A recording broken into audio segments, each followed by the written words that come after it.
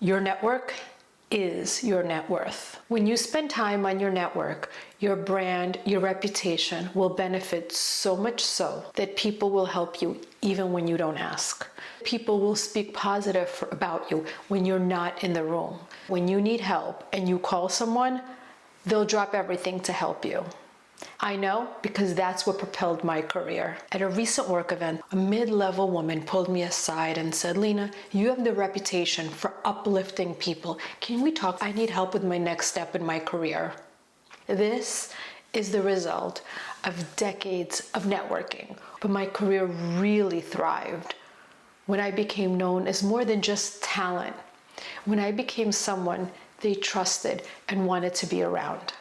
This isn't just theory. This is what actually got me to the C-suite. These are the relationship building strategies that got me there. 1, don't just take, give.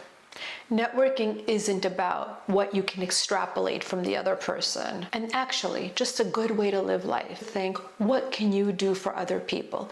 Whether it's something small or big, just try to help people. Focus on giving. Here's when I realized how important that was. Years ago, I was on a flight coming back from a work conference, and I was sitting in the middle seat. Person to my left, Kevin, I knew him, we were speaking, and the person to my right had no idea who he was, but he overheard and he said, "Oh, I'm Arnold, I work at the same company."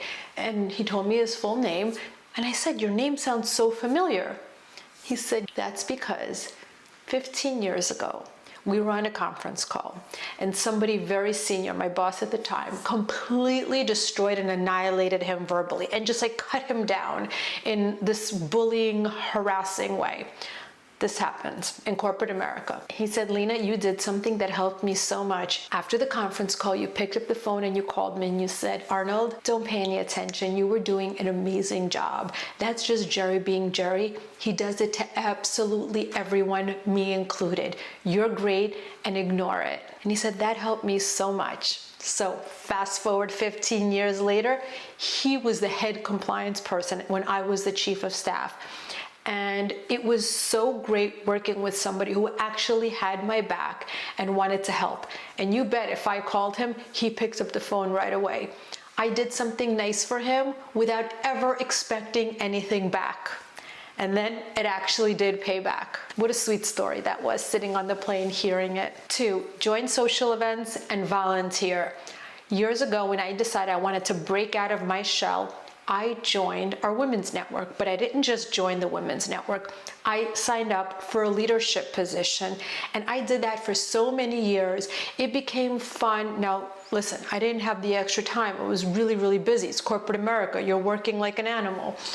But I made the time, and I built such meaningful connections that years later, every single one of those people were my network to help me in the company get things done. And some of the people that I was volunteering with at the time became very senior people later on that also helped me. Ask for help and advice. You'll be shocked at how people in corporate America want to feel special. And everyone feels special when you come and you say, "I love your advice about X, Y, and Z." People want to share and hear themselves talk and give advice. It makes them feel important. So when you ask for advice, you're building this connection. You're actually getting valuable advice, and they feel like they're more connected to you. That person feels like they have a vested interest in whatever it is you're asking about. Now you become a team for that goal that you're talking about. For advice, humbly, get personal. Look, you don't have to share your deepest, darkest secrets, but you can't build a true connection if you have this wall and you're afraid of people. You have to open up. You have to share. It could be something like, "How was your weekend?" Don't say fine. Say, "I'm exhausted. I was running back and forth between soccer and football and baseball practice." Or, "Great, I just came back from a trip to Aruba. Have you ever been there?" Share of yourself. Make little steps and try to be open and start building connections that way. get personal. I remember once I was interviewing for a job that I did get, this extremely senior person. I was so nervous. I was applying for, at the time, the job of a lifetime, and I was ready to talk about my skills, my technical abilities, everything I've done, all the money we've raised, all the clients I've met. And he sat back with a cup of coffee and he said, "Lina, tell me about yourself. How did you grow up?" That's all we spoke about. He wanted to know me as a person.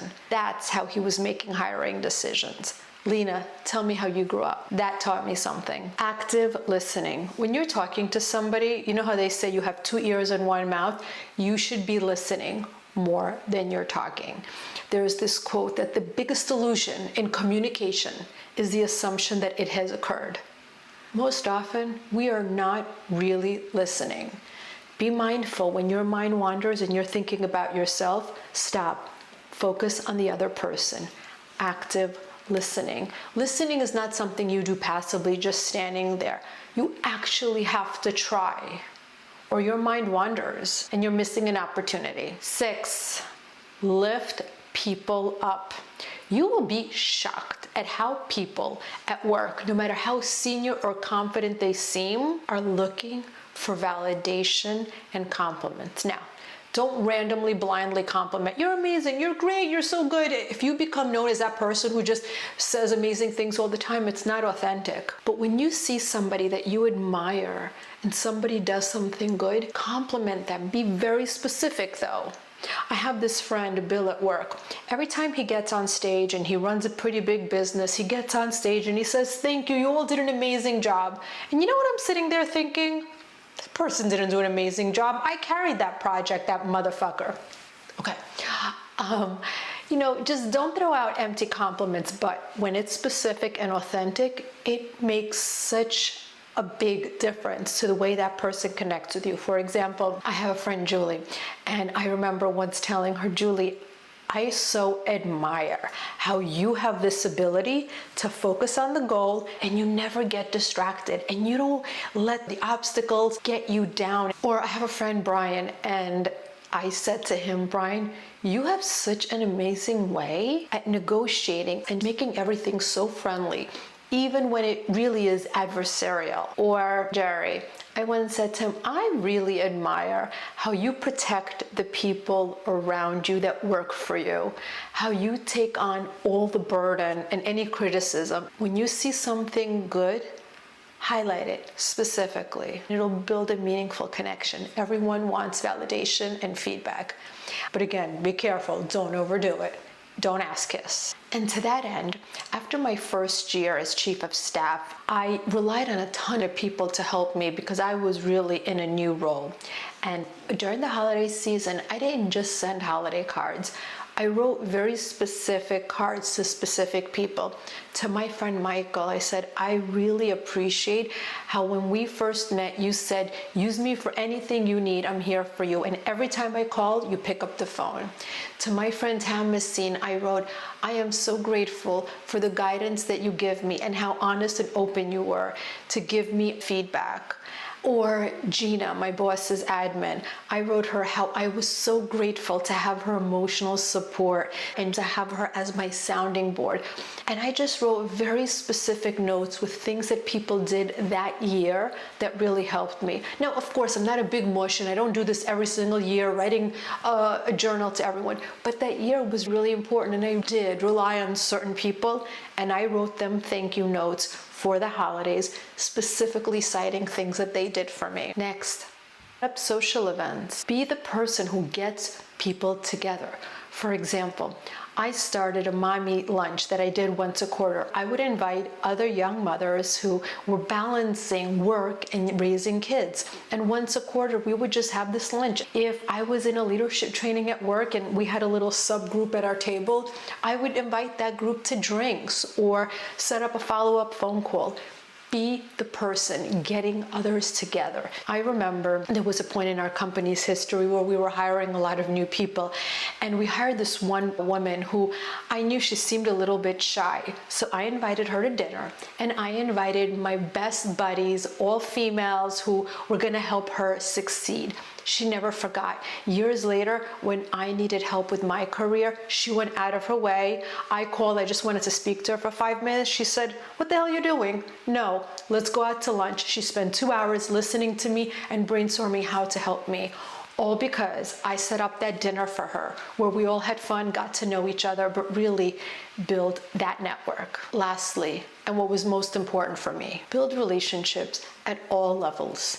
People at your level and below are just as important as those higher ups. I built my network mainly with my own peers, and we grew up together, and they were my support system that helped me be successful every time I got a promotion. Building relationships isn't about collecting favors. It's about planting seeds that build gardens of trust and opportunity. Invest in people and they'll invest in you, but it's not tit for tat.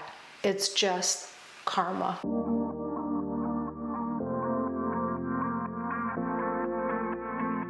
In this next video, I'm going to teach you substantively what to do to get that promotion.